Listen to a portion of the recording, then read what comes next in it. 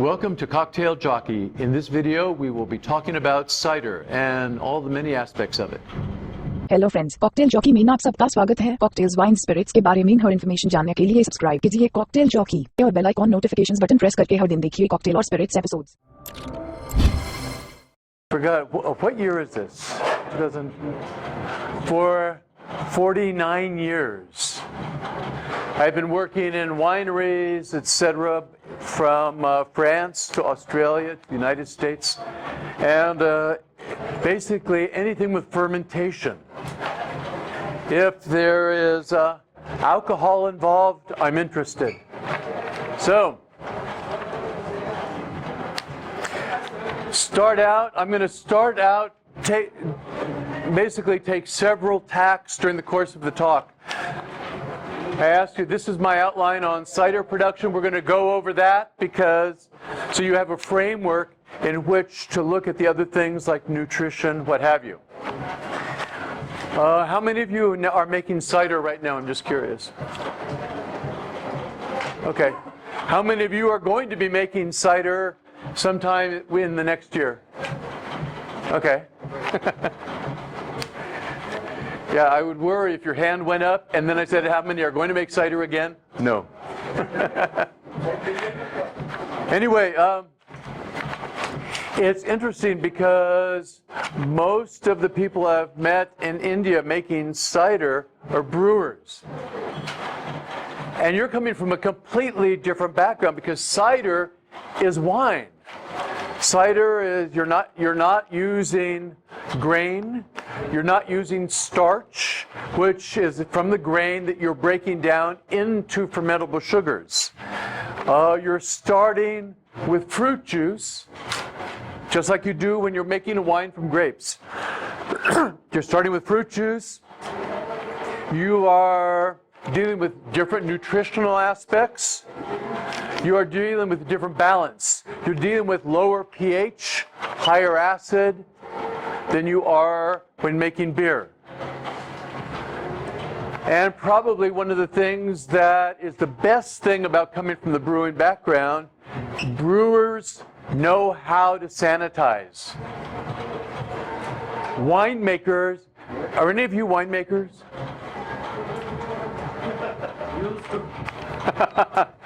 You're making beer and wine? Okay. Winemakers, for the most part, not you, I'm sure, most winemakers are lazy.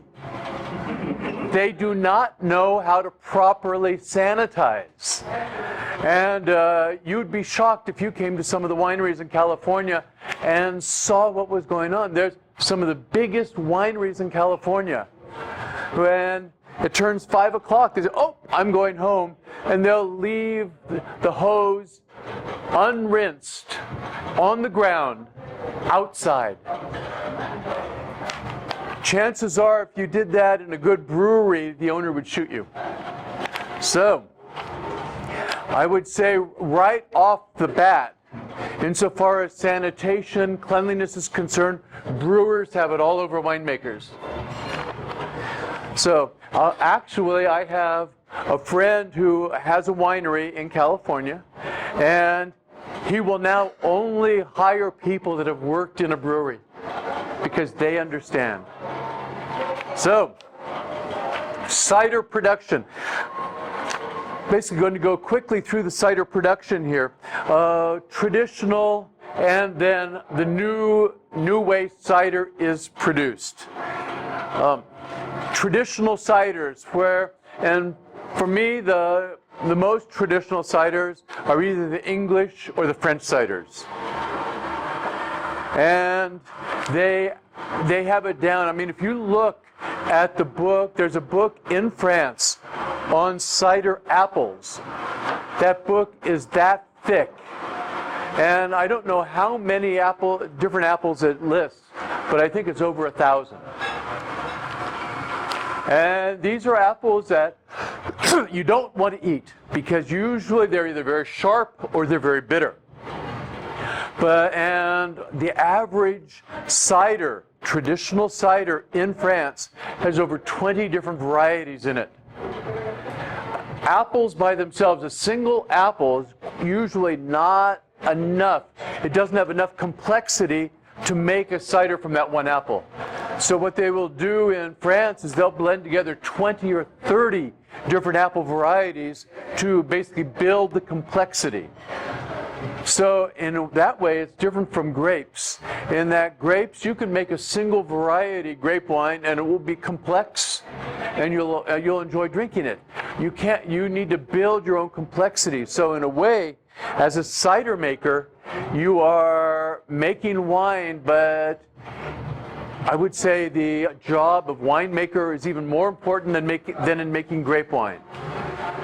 Because in making grape wine, they say that the wine makes itself. It's made in the vineyards.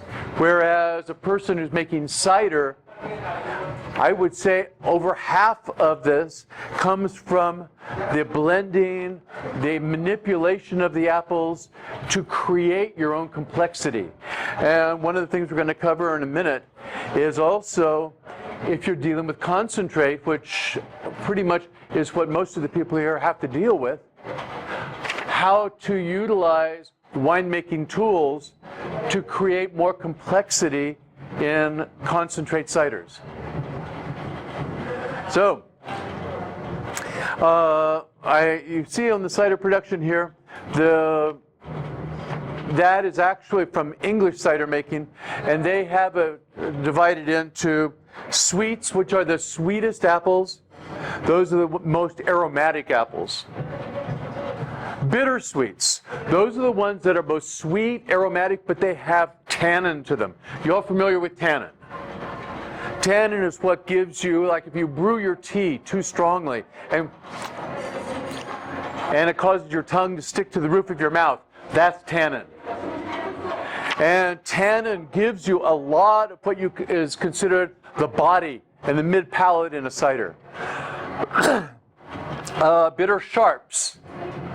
These are the ones where it's high acid and high tannin. The acid gives you a nice low pH, which gives you a lot of your microbial stability. It also the acid gives you a brightness so that it really elevates the flavors when you put it in your mouth. And then sharps. Those are the ones that you use in your blend strictly for the acid to give you that brightness in there. So that's pretty much how in England they've divided it up. And your style is pretty much determined by how you blend these together to give you the final balance. If you're dealing with apples themselves, I'm just curious, is anybody here using the fresh apples, or do you have to are you pretty much restricted to concentrate? Yeah, okay. And don't worry about the condition of the apples, since you don't have to worry about that yourself. And all of these things, milling, pressing, don't worry about it. Jump down to enzymes. Okay, you have your concentrate. The first thing you have to do is you have to dilute the concentrate so that once it's fermented, it will give you the alcohol level you're looking for. Ciders can be, there's a multitude of styles. If you look at the French ciders, the sweet French ciders are around 3% alcohol. The dry French ciders, what they call brut cidre, those are around 5.5% alcohol. If you go up into, same thing if you go up into England, you'll still see the sweeter ones are also lower alcohol. Come to the United States, and it's a new style in essence of cider making, which I would say is more similar to Indian style, where you are getting a lot of fresh, aromatic, fruity apple character, and they're usually made off dry. So a little bit of sweetness in there. And those are pretty much the, and that's accomplished either by the way that you handle the apples or by the level at which you dilute your juice. I know in the United States they just changed the law. It used to be that you could go up to 7% alcohol and still call it cider. Now you can go up to 8.5% and call it cider. I'm of two minds about this, because my cider, our apples get riper in California, for instance, than they do in the East Coast. Our apples get riper than they do in France and England. So when I pick my apples for making cider, they're around 14, 15 bricks. So I end up with a dry cider that's 8.5% alcohol. You have a lot more freedom if you're working with concentrate, because you can take it down to a level where even if you ferment the dryness, you may only have 5% alcohol. I don't know, how much high is yours? I do 9 or 10%. 9 or 10%. 9 or 10%. Who else? What are your alcohol levels? Those of you that are making some. 5%. The what? 5%. Okay. Any others? Okay. Yeah, so there's a lot of leeway when you're using concentrate. Okay.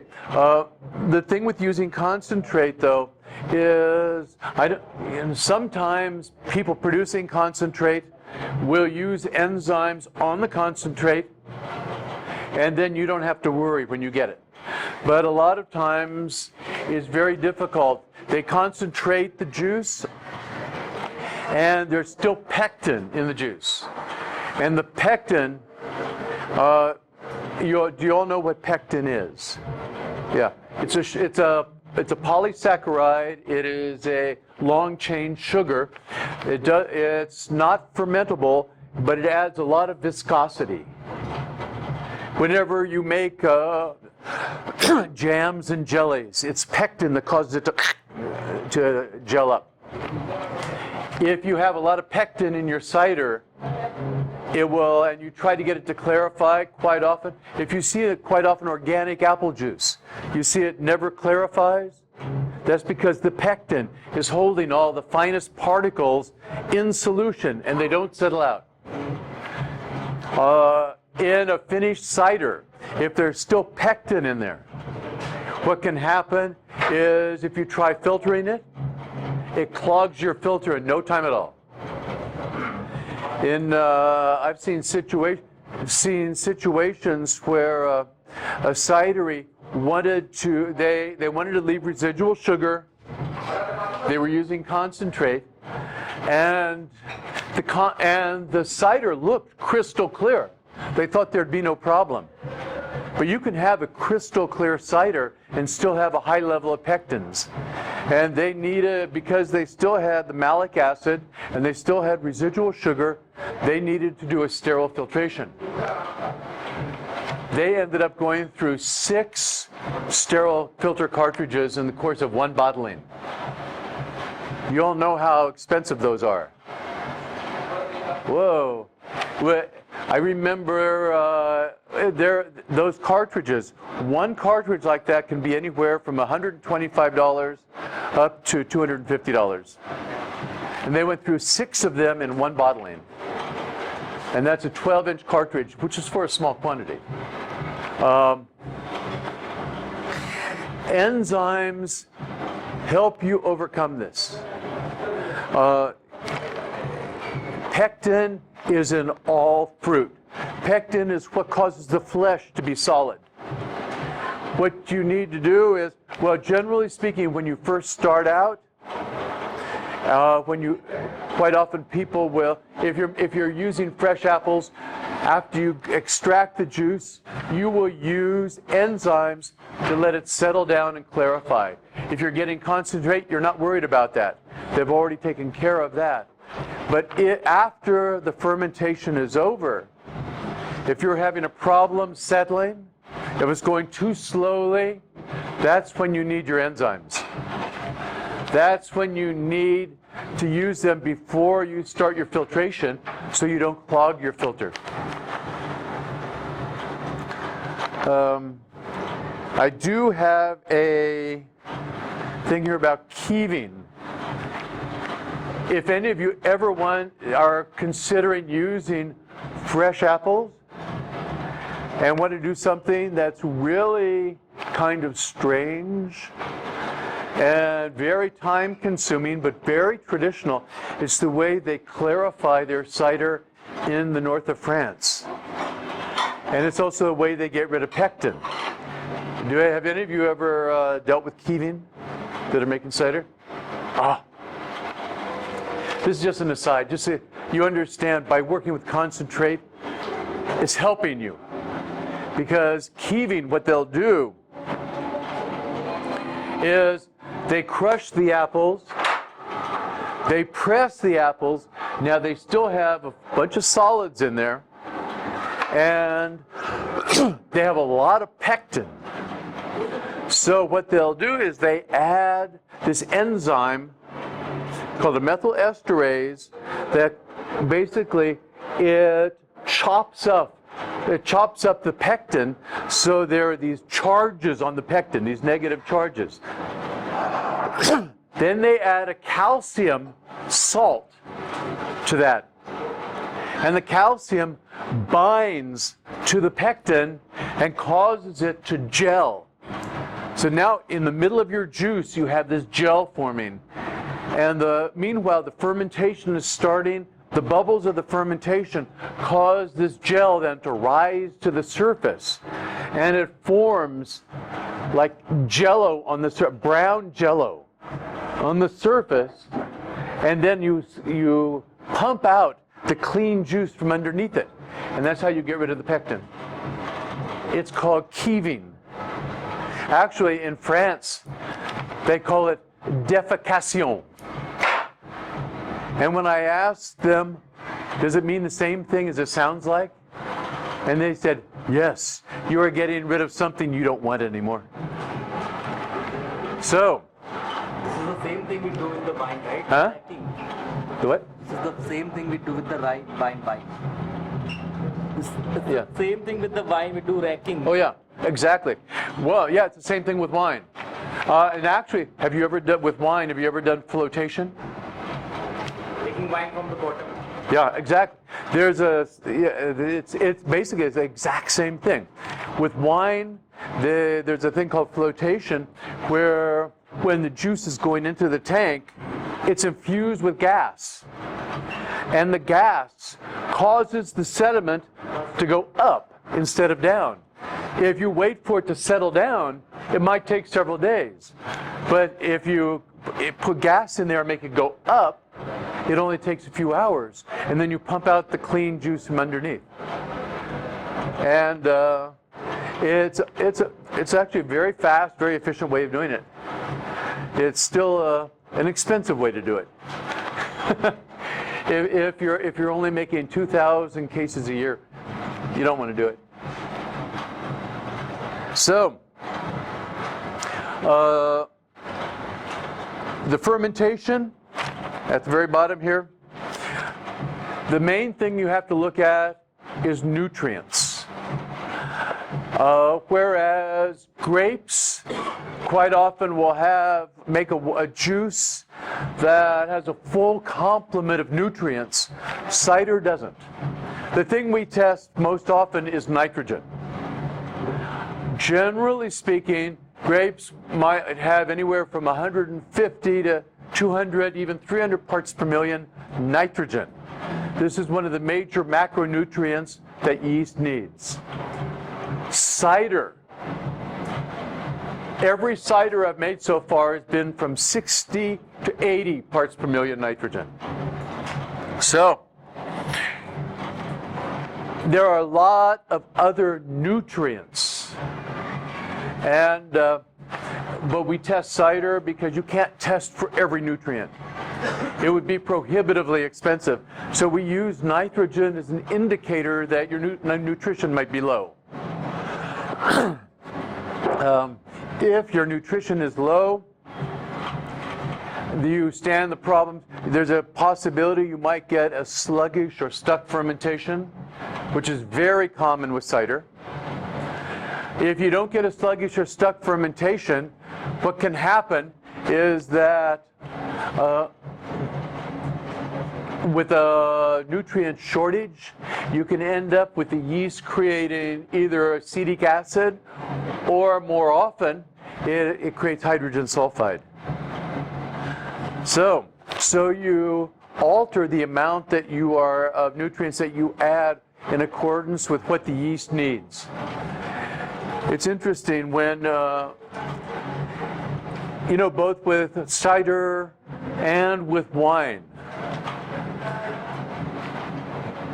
you spend a lot of time taking care of the orchards, taking care of the vineyards to get the best fruit.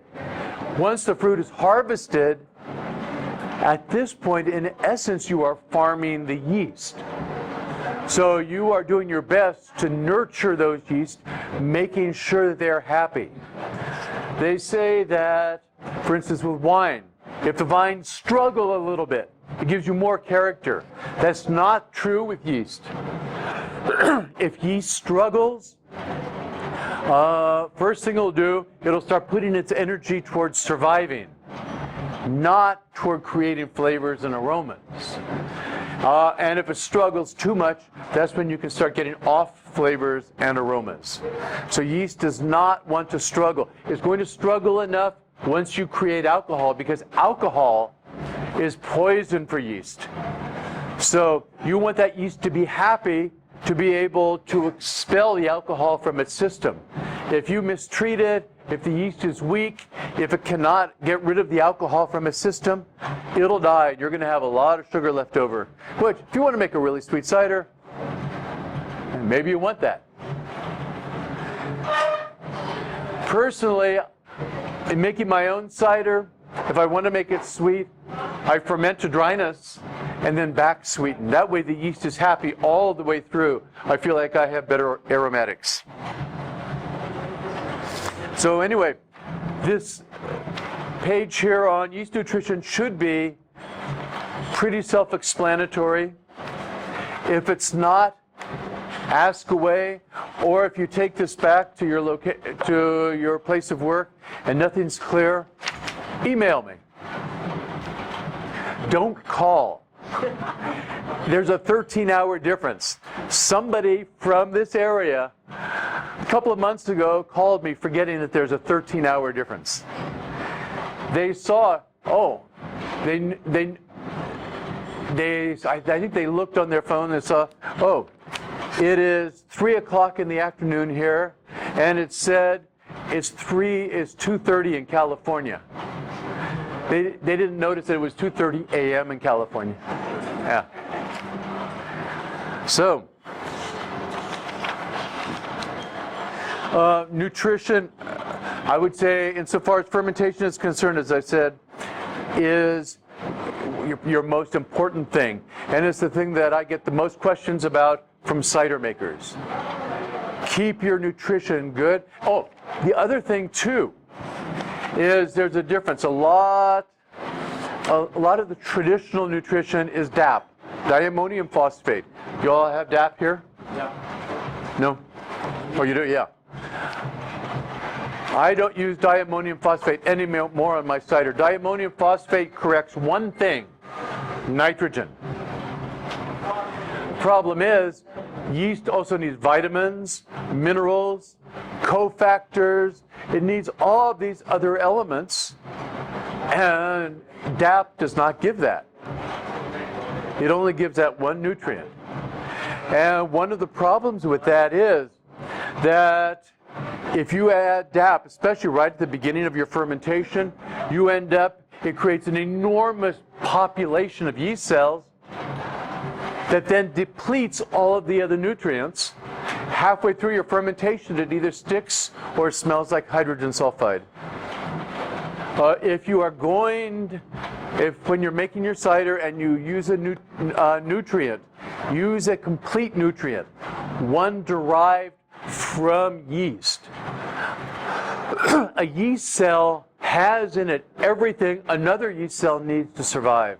You break down this yeast cell, feed it to this yeast cell, sort of like cannibalism, but it works. So you're going to see that the best nutrients are the ones that are derived from basically autolyzed or broken down yeast cells. In a way, I equate it to if you have a garden. Like I have a big vegetable garden, and I grow tomatoes among other things. And sometimes in the middle of summer when they get stressed out, the leaves start to turn yellow. It's called chlorosis.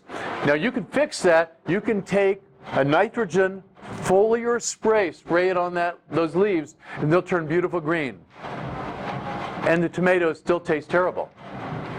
On the other hand, if you trench around the tomatoes, fill it with compost, and water through that, it'll take a little bit longer, but it will improve the flavor, it'll improve the texture, and eventually your leaves will turn green. It's just not as fast.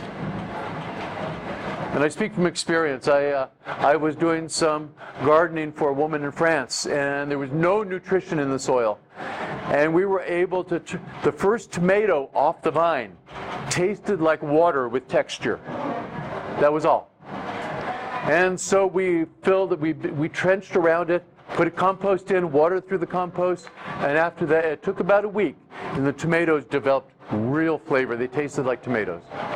So, at the very bottom here, stylistic options. Here is one of the areas in which you can distinguish yourselves when you're working with concentrate. Because if you're all working with the same concentrate, and all you do is a straight fermentation, and you all dilute to the same level, they're all going to taste alike. A lot of the options that you have as brewers, like for instance hopping. Some of the finest ciders I've had have been hopped ciders. Matter of fact, the hopping will give you not only give you this wonderful fruitiness from the hops, but it also gives you some of that bitterness that you would get from bitter apples or the tannic apples. So you're accomplishing two things. You're making up for the lack of the bitters in your blend, and you are getting a fruitier characteristic at the same time. And just a well-balanced hopped cider, I think, is a wonderful thing. And fruit, I'm seeing a lot more ciders where they are co-fermented with different fruits. Mango, for instance. And actually, so far, that's been my favorite in India, has been one co-fermented with mango. And here you have something that is distinctively Indian, which to me, it's like when I travel all around the world. When I go somewhere, I don't want to taste something that tastes like everywhere else. It's just like I don't want to come here and drink a beer that tastes like Budweiser.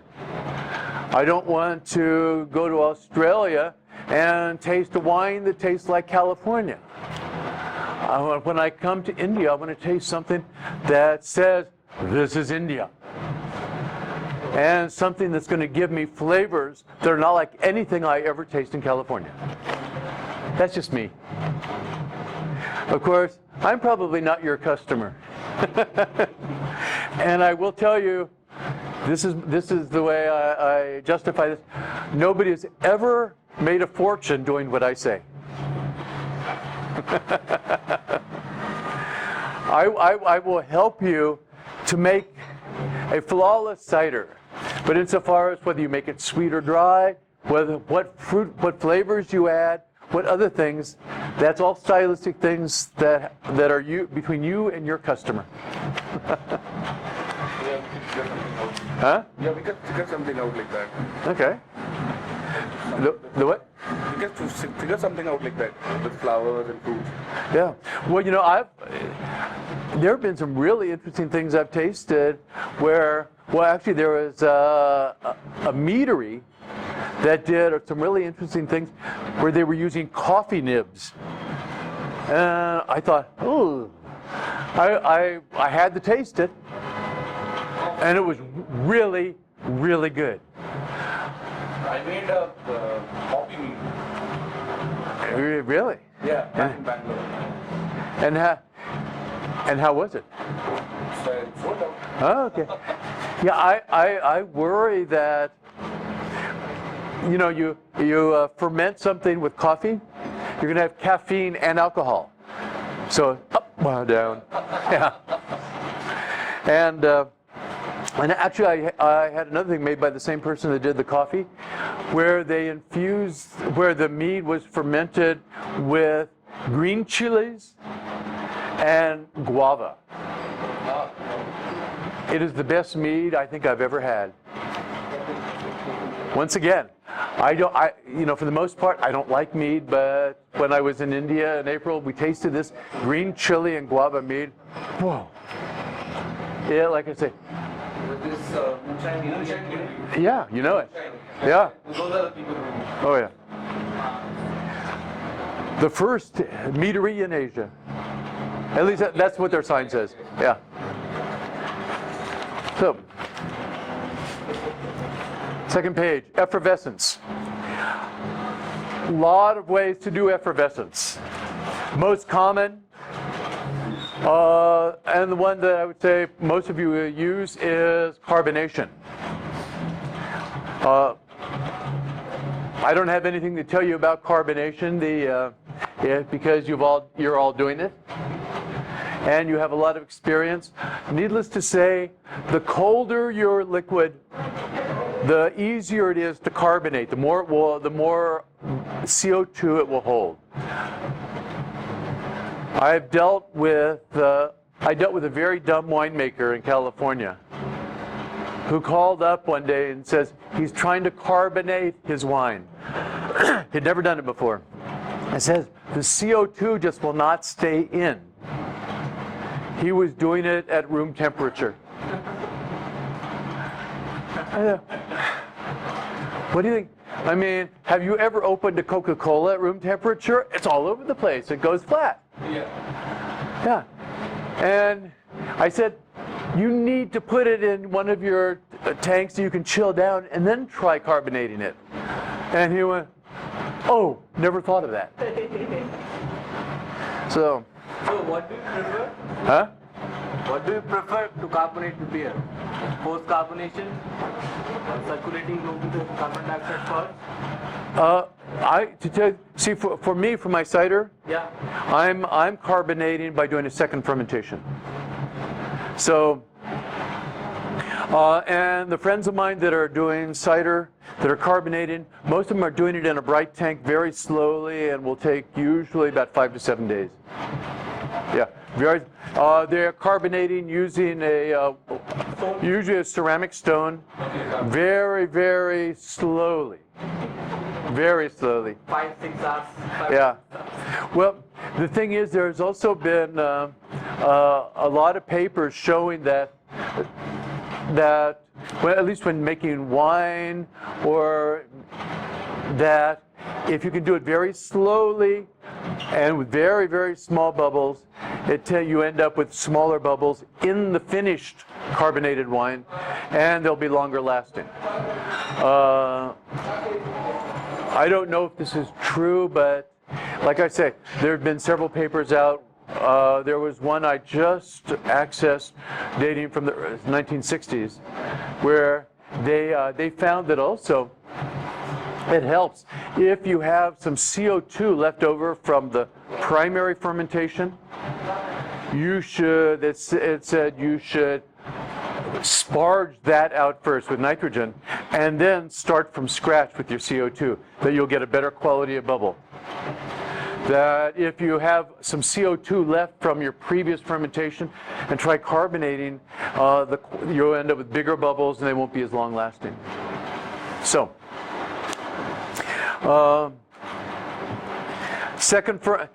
if you ever want to experiment with bottle fermentation, there's a couple of different methods. One is a straight bottle conditioning. That's what I do for my cider. Basically, a small amount I put enough sugar in to create 2 atmospheres of pressure.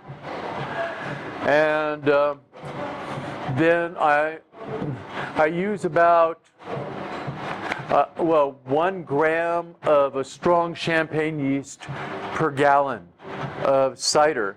In addition, and and actually the amount of sugar I put in is 1.2 ounces of sugar per gallon of cider. Sugar and yeast to the bottle. A temporary cap goes over, and in the champagne method, you turn the bottle, you put the bottles in a rack, you turn the bottles every day, moving them into the upside down position till the sediment is all in the neck. You then freeze the neck, put it upright, pop out the temporary cap. The pressure blows out the plug of sediment, and you're left with the clear wine. And at that point, you back sweeten. And then either another cap or a cork goes in.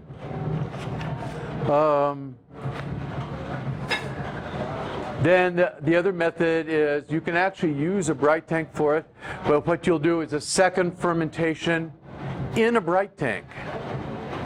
And then afterwards, you have your tank that's full of basically effervescent cider. You can then, you have to have a second tank. You have to pressurize the second tank to the same pressure as the first.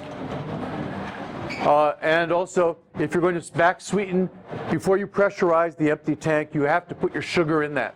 Your syrup, whatever it is you're going to add to your cider. You then connect your hose, connect the bottom of your full tank to a filter and a pump, and then connect it to the second tank. At the top, you then put a hose from one tank to the other. Then you open all 4 valves, and then start the pump. And the cider comes out, it's filtered under pressure, goes into the empty tank, mixes with the sugar. Meanwhile, as that level rises, instead of building up pressure up there, the pressure just goes over like that to the tank that's getting emptier here. At the end, this tank is clean, it's mixed with your sugar. You close all of the valves, slowly bleed the pressure off that, and clean the old tank. That's called the Charmat method, or the bulk method. Insofar as finishing the cider, if you're doing bottle conditioning, there's nothing to do there, because bottle conditioning, basically, you have to make sure your cider is clean before it ever goes into the bottle. If you are not bottle conditioning, if you're basically making a base cider, carbonating it, you have all the freedom in the world. And if you are going to have residual sugar in it, or if you are, do any of you do malolactic fermentation? Have you heard of it? Yeah. Okay.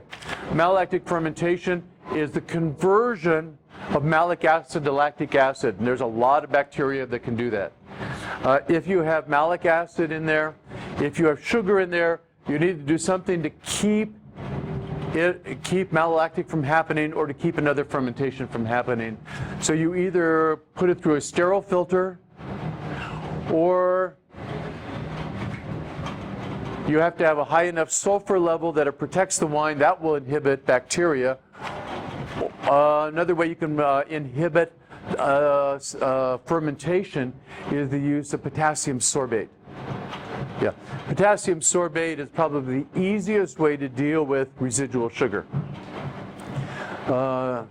I find for my own cider making, the easiest way to deal with the malic acid is I put my cider through a malolactic fermentation at the beginning, and that way I don't have to worry about having unstable malic acid in my mix.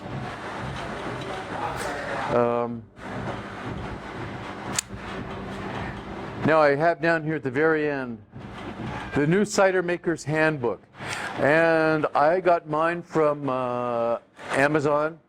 I would say that's so far the best cider book I've seen in the marketplace. It can show you, I mean, yeah, you're familiar with it, yeah.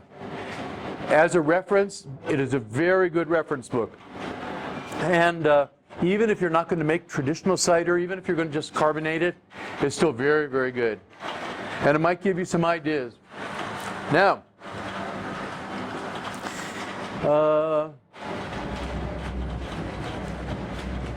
let's see. I've given you a couple of other handouts here. This one called Healthy Fermentations. So basically, you need to make sure that there's plenty of these survival factors, the sterols and the fatty acids. This is where rehydration nutrients come in. Rehydration nutrients give you are basically your front loading. With these nutrients, these are what you put in the rehydration water when you're rehydrating your yeast. And they have very high levels of sterols and fatty acids. Also, if at the beginning of your fermentation, you give your cider some oxygen, like a little, maybe just shake it if it's in small containers, shaking it around is enough. If sometimes stirring a bigger tank, sometimes if your tank's too big, you can't do that. So you have to rely, you can maybe do a little bit of pumping over, or just relying on your rehydration nutrients. But you need those sterols and fatty acids to keep, so that at the end, you don't get a stuck fermentation and you don't have your yeast dying off. Sometimes I use olive oil. Olive oil? Olive oil? Yeah. Extra virgin olive oil. Yeah, the thing with olive oil, I don't know that the yeast would take it up. Because... Really? I don't oxygenate the water. Huh. But then your cider tastes like olive oil. No. Not too much. Okay. No, actually, when I worked in France, we used olive oil, but we used it there was one year where we didn't have enough tank space. So after we finished the fermentation, to protect the wine from the air, we floated olive oil on top. Because the olive oil did not go into solution, but it formed a film over the top of the wine and kept the air from coming in contact with the wine. Hey, simple is the best. Yeah. Okay. Here's one of the problems. Number 3, it says competition. This is where you have to be really careful and very sanitary in your winery. You also have to be, and any bugs in the juice, or let's say you did not clean your equipment properly, the last time you made a batch, and you might have some acetic acid bacteria, you might have some lactobacillus, you might have any of these, and it gets in there. They can provide competition to the yeast. As a matter of fact, if it's really unclean, or if you have, let's say your source of concentrate is not reputable, and maybe they use some bad apples that were infected. I've seen situations where the load of bad guys, bad bacteria, bad yeast, was high enough that it depleted 80% of the nutrients in the juice before the fermentation ever started. So here this is where actually a background as brewers is invaluable, in that you understand about sanitation, because bad bacteria, bad yeast can very early on deplete the nutrient status of the juice. Osmotic shock, that's only if you're making a very high sugar, let's say cider. Now this does happen. Have any of you ever made dessert cider? No? Okay, because this is one of the things in Canada. They're making some people there are making what they call ice cider, where they'll freeze the juice, or the apples will come in and the apples are frozen, and what comes off of that when they press, or they'll take the juice and they'll freeze the juice, and they will keep the ice behind, and what they're getting out of it is very concentrated in sweetness. Now, if you're starting with concentrate, you just do less dilution, and in so doing, maybe let's say you'll start out at 30 bricks, and then stop your fermentation with 10 to 15% sugar. Now, when you're starting with a very high level like that, it puts a lot of stress on the yeast. So you need a very strong yeast that can take this osmotic pressure. Osmotic pressure pertains to the pressure created by the sugar itself. The sugar on the outside of the yeast cell causes the water inside to want to leave and dilute it. And if you have a weak yeast cell, the yeast will collapse. So you want a very strong yeast cell that can take that high sugar.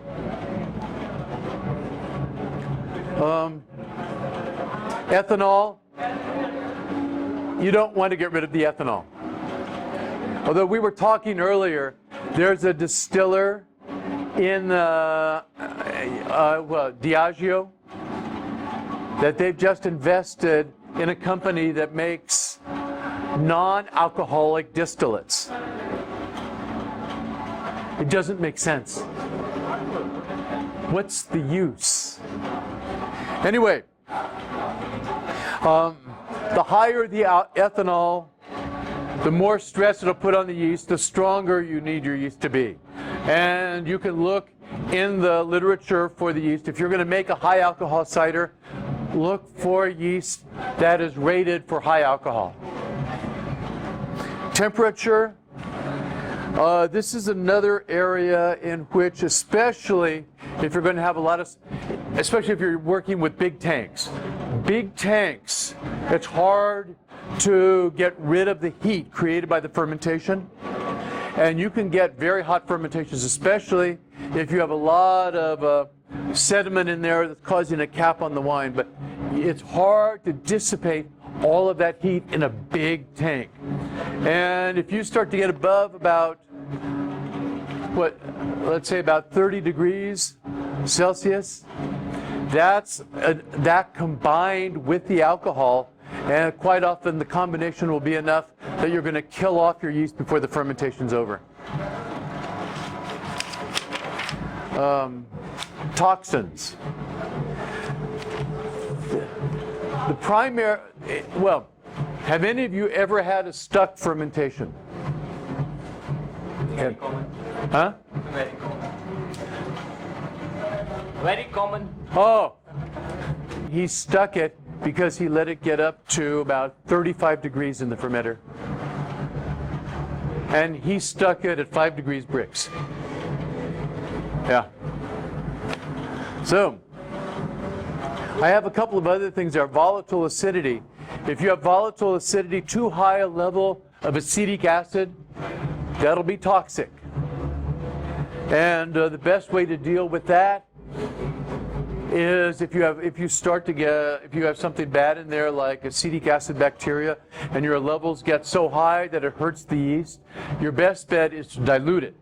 In other words, get some more juice in, get it, and then also look, you can, because it's a surface yeast, you can skim it off the surface.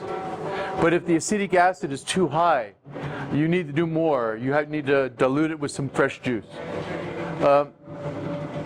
The other thing is high SO2. I'm sure you all use SO2 a little bit.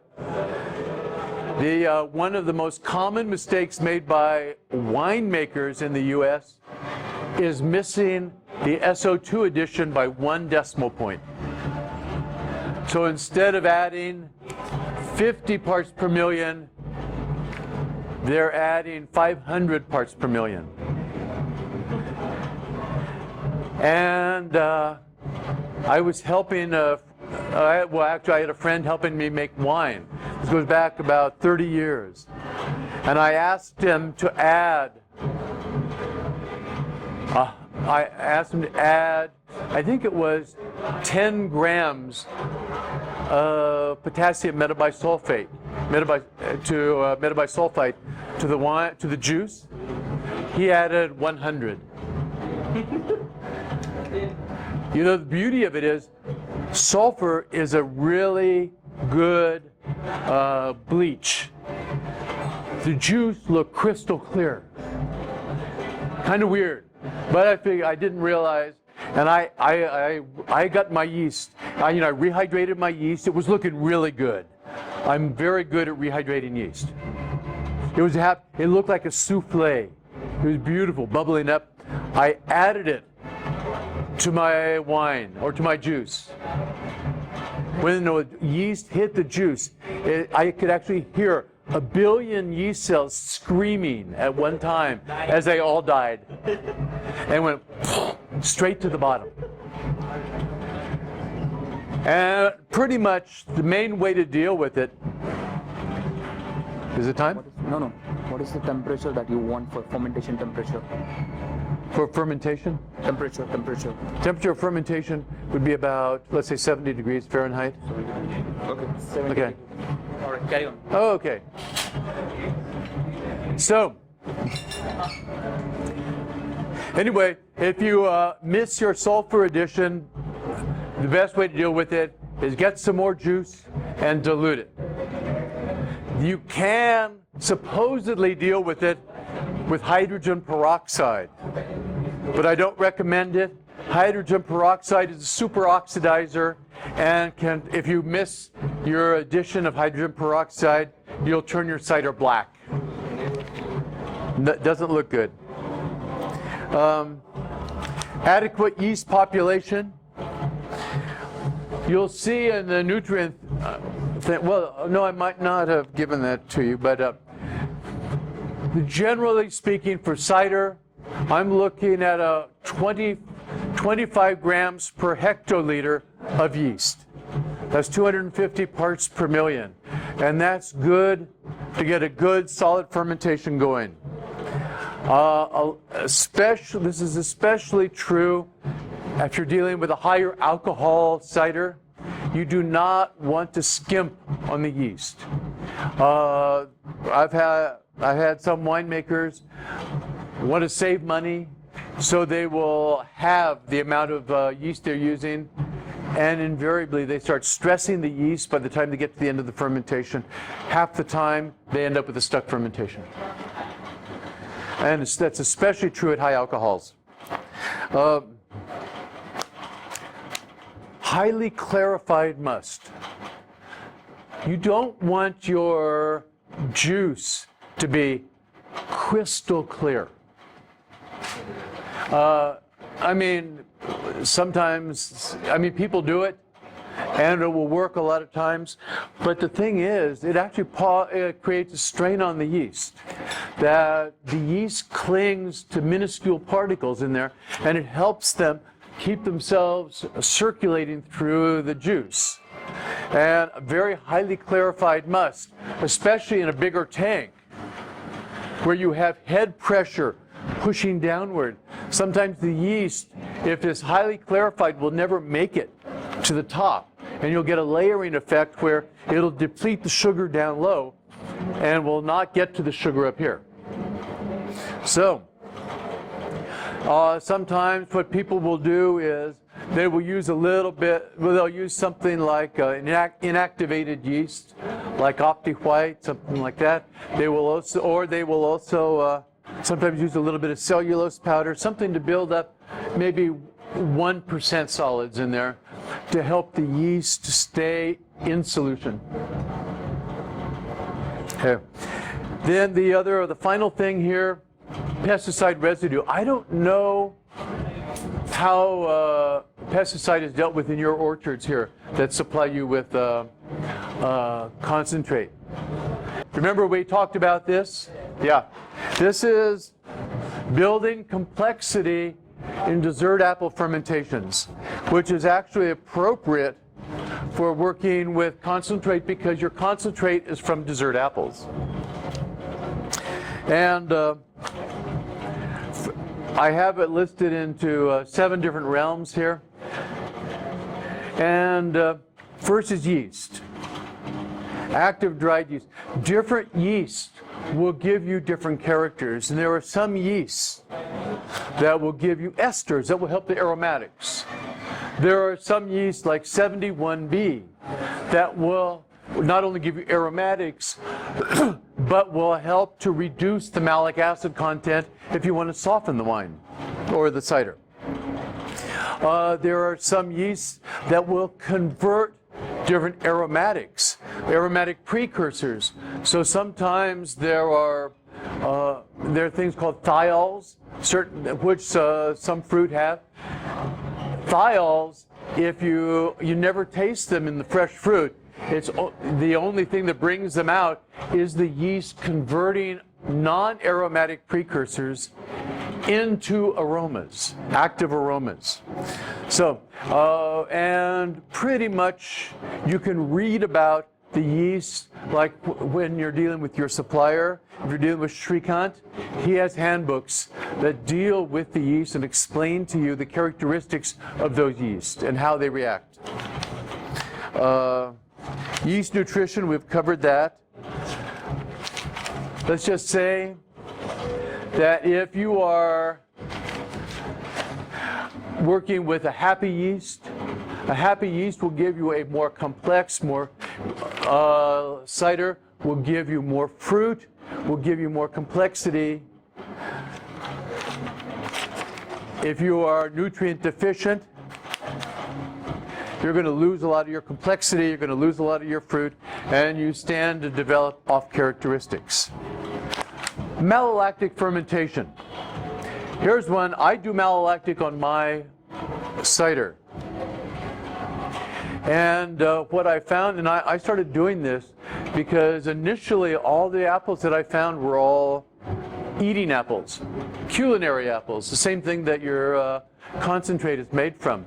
And I didn't want that for a simple aromatic wine. I wanted to make a more complex cider. And so I wanted to experiment, and I talked to a friend of mine that's a cider consultant in New England.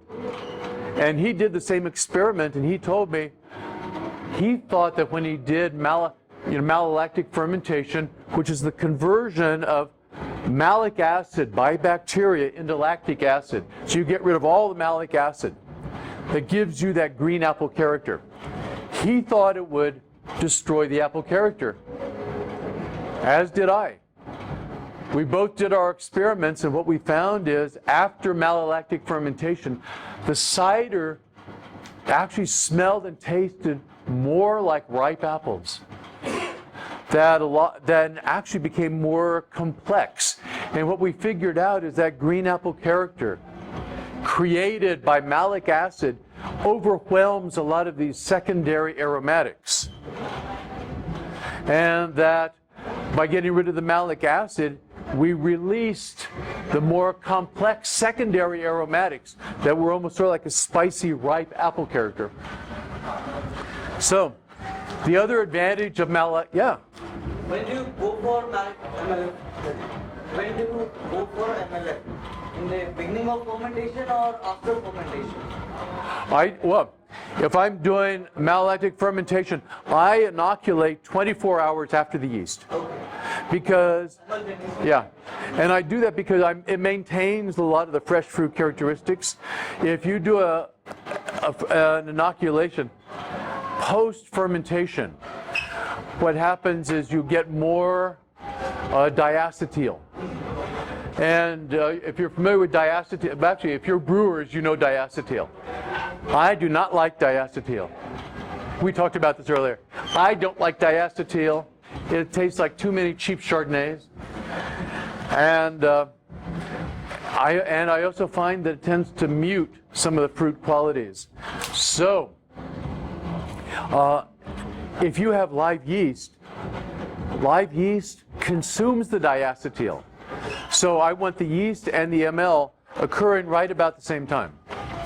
So I co-inoculate. Basically, I add the yeast, 24 hours, I add the bacteria, 24 hours later. I have enzymes down here.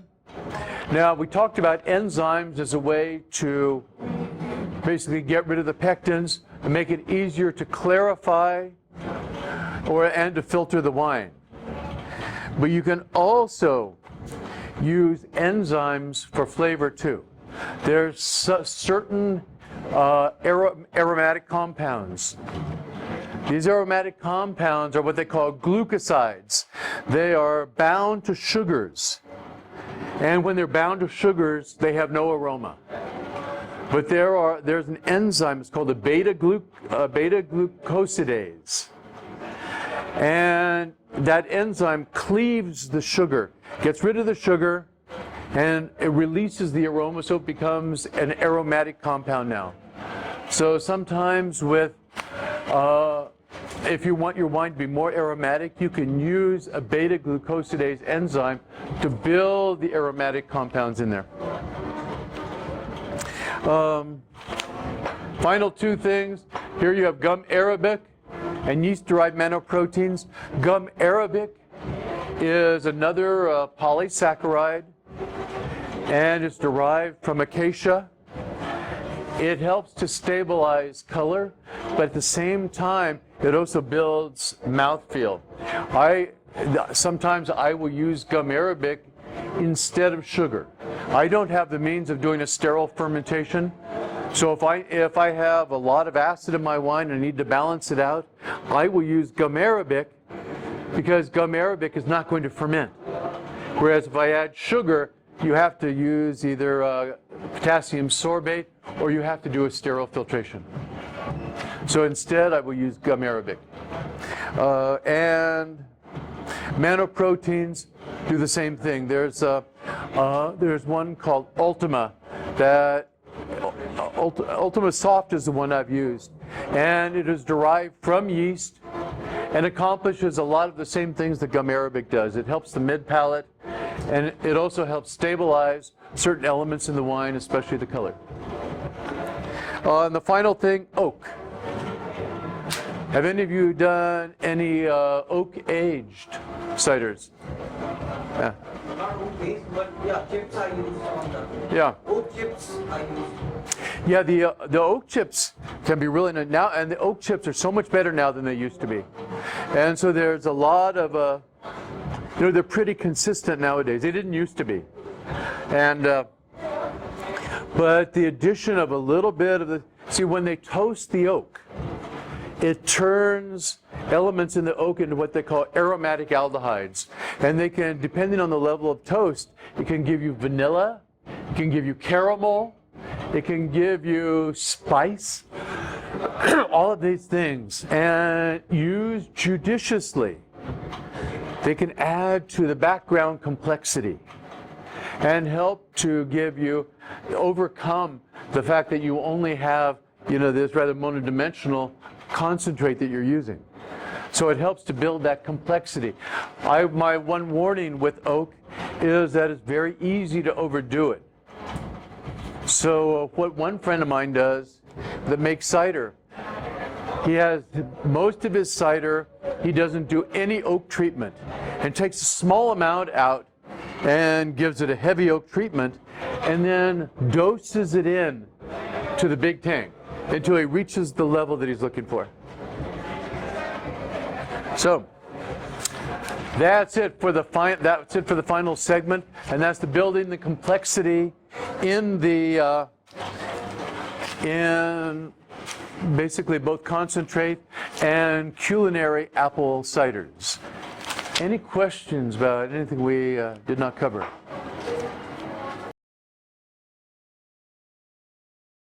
If you like this video, be sure to subscribe to Cocktail Jockey. If you want to learn everything and anything about alcoholic beverages, this is the way to go. So, and it's also been a pleasure being interviewed by the Cocktail Jockey himself.